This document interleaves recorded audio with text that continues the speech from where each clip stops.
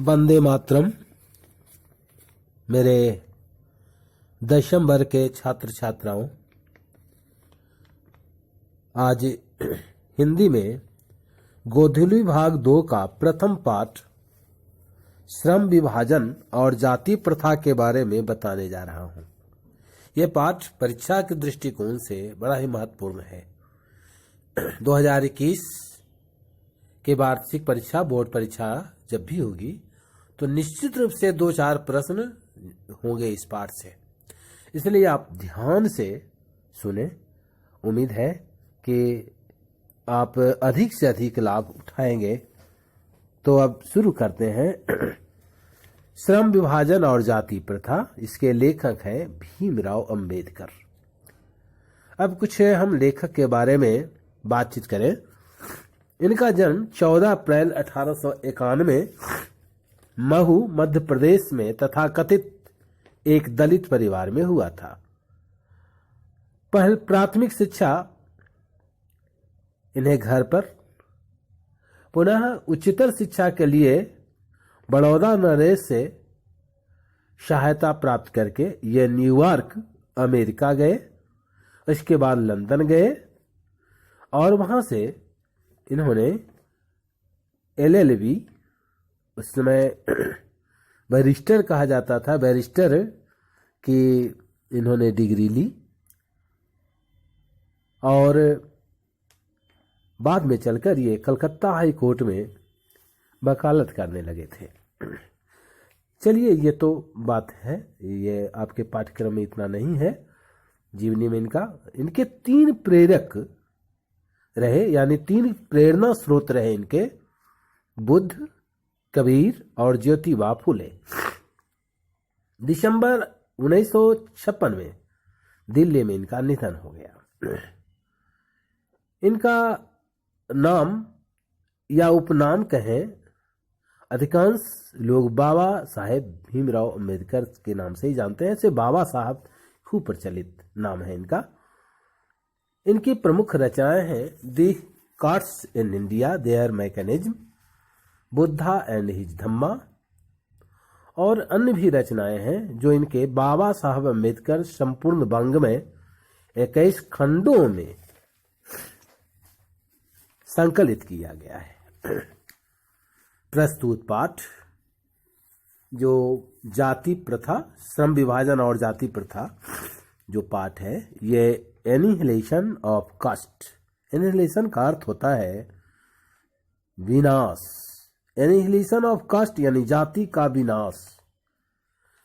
ये जाति पाति तोड़क मंडल के वार्षिक सम्मेलन जो 1936 में अध्यक्षीय भाषण के रूप में तैयार किया गया था, ये लाहौर में देने के लिए, लेकिन इस पर सहमति नहीं बनी। ये जो अध्यक्षीय भाषण था, कोई त्रुटि रह गई होगी या सहमति आपस में नहीं बनी कि ऐसा भाषण देना चाहिए या नहीं चाहिए, तो इसे स्थगित करना पड़ा था। इन्हें संविधान निर्माता के रूप में जाना जाता है। ये वास्तव में संविधान निर्माता थे। संविधान सभा में डॉक्टर राजेंद्र प्रसाद, डॉक्टर सच्चिदानंद सिन्हा भी थे, लेकिन मुख्य रूप से अगर संविधान निर्माता की बात करें तो इनमें बाबा साहब भीमराव अंबेडकर का नाम सर्वप्रथम लिया जाता है। पाठ का मुख्य विषय है, ये लेखक का कहना है कि आज ज्ञान विज्ञान के क्षेत्र में हम काफी आगे बढ़ चुके हैं, लेकिन आज भी ये विडंबना है कि इस युग में भी लोग जातिवाद के पोषक बने हुए हैं। नहीं होना चाहिए था ऐसा, क्योंकि दुनिया काफी आगे बढ़ गई है। आज चांद पर आदमी जा रहा है, मंगल ग्रह पर क्या है नहीं है उसकी खोज कर रहा है, और फिर भी हम जातिवाद में लटके हुए हैं। बड़े शर्म की बात है। दूसरा है पॉइंट इनका कि जातिवाद के समर्थन में उसके पोषकों में अजीब सा तर्क है। जो जातिवाद को मानते हैं कि जाति बनी रहनी चाहिए, उनका कहना है कि कार्य कुशलता के लिए कारण चाहे जो भी हो, लेकिन श्रम विभाजन जरूरी है।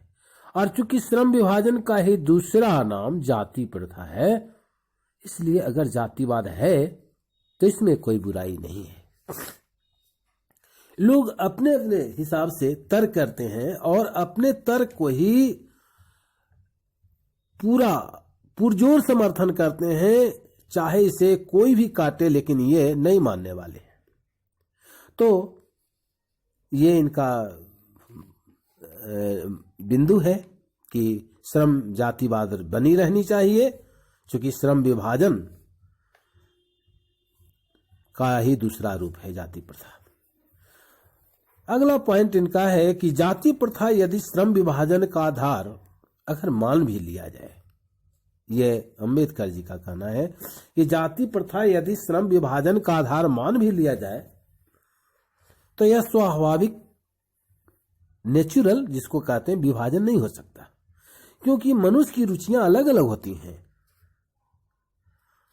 कोई बिजनेस करना चाहता है, कोई खेती करना चाहता है, कोई नौकरी के लिए तैयारी करना चाहता है, अच्छी नौकरी करना चाहता है। भाई तो क्यों जाति के बंधन में बना हुआ रहे। उसके बाद अगला पॉइंट है कि मनुष्य को जीवन में पेशा से जुड़ने का एकाधिकार है। कोई भी जाति हो, लेकिन वो पेशा से जुड़ सकता है। अगर ब्राह्मण ज्योतिष विद्या की जानकारी ले रहा है तो ऐसा नहीं कि ये केवल ब्राह्मणों का एक अधिकार है। भाई कोई भी इसे ले सकता है, जानकारी कोई भी रख सकता है। ज्योतिष विद्या है या कर्मकांड है, अगर ये पेशेवर बना लिया जाता है तो कोई भी कर सकता है।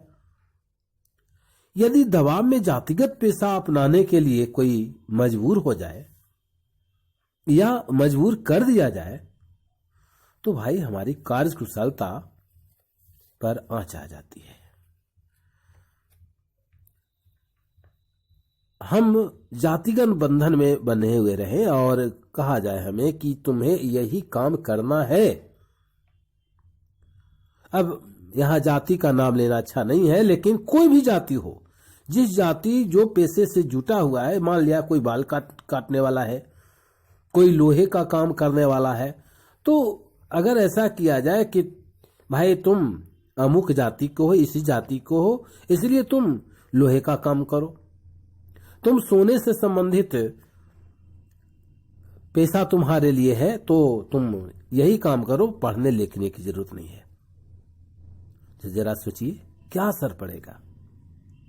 किसी क्षेत्र में किसी का एकाधिकार हो जाएगा और बाकी लोग छूट जाएंगे। इसलिए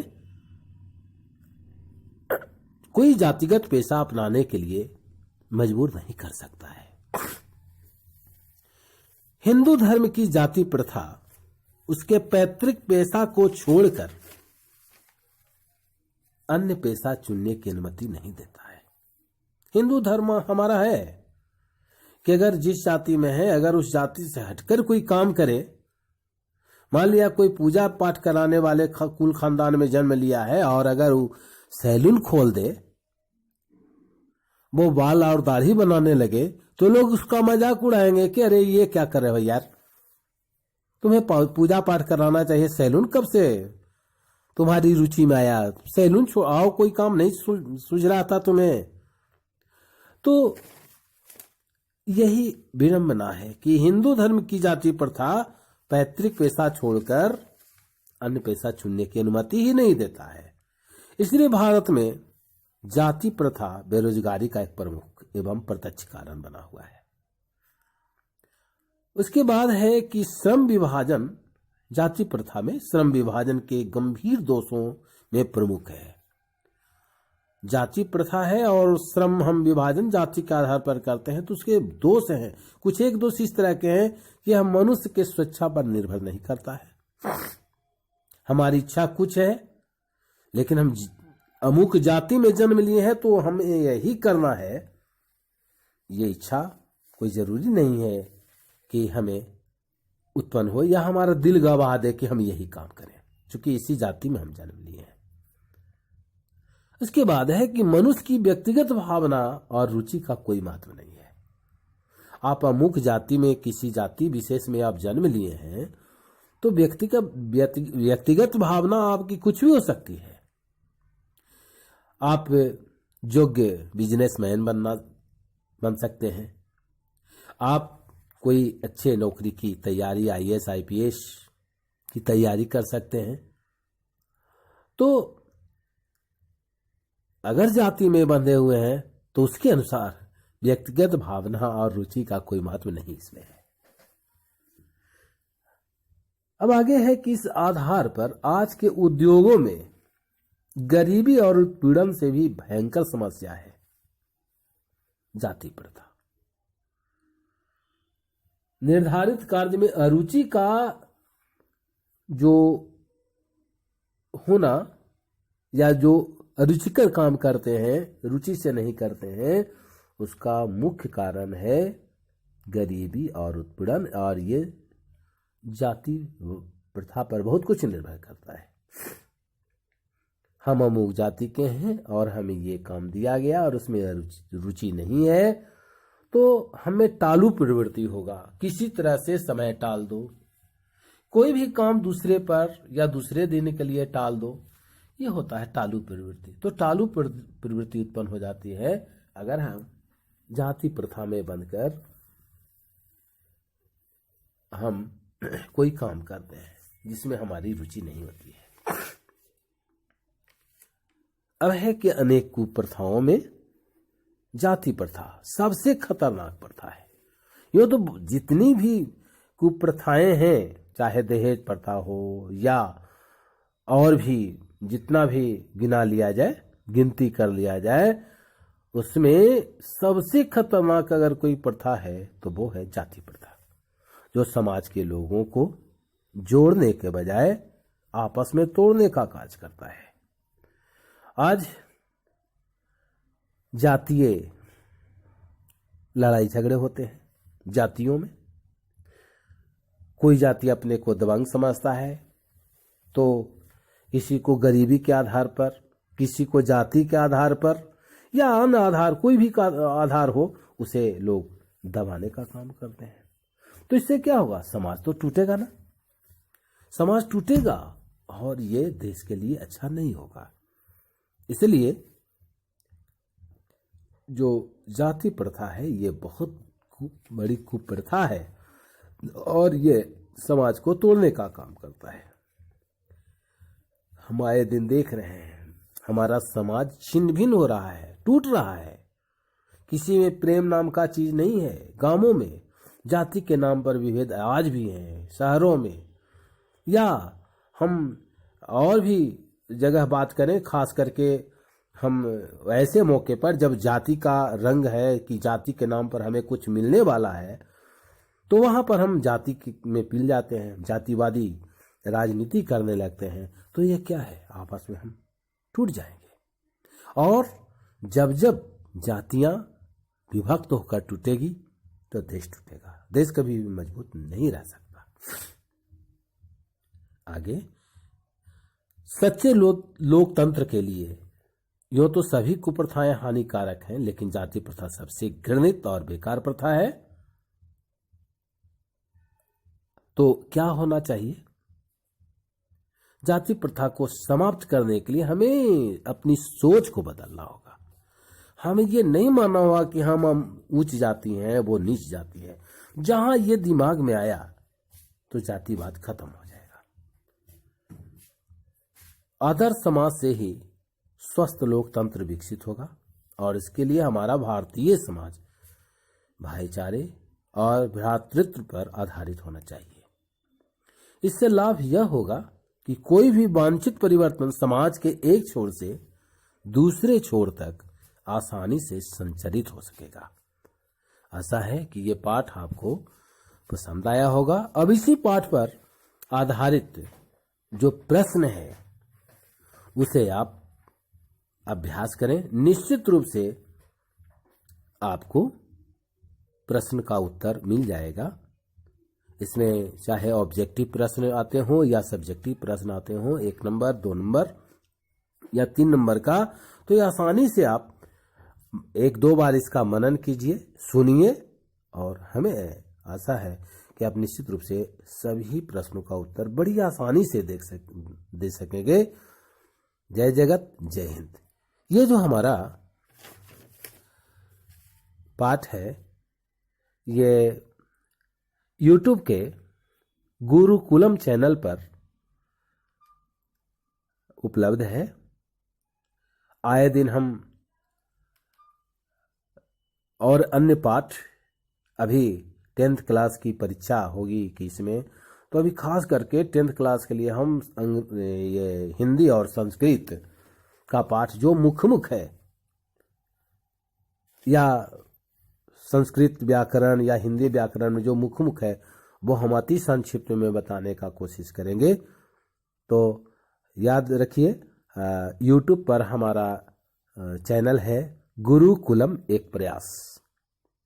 चाहे तो आप लिख करके, और उसमें लिंक दिया हुआ है, उस लिंक को आप टच कीजिए, और ये आए दिन जितने भी पाठ्यक्रम पर हम अपना विचार रखेंगे आपके हित के लिए होगा और आप लाभ उठा सकेंगे।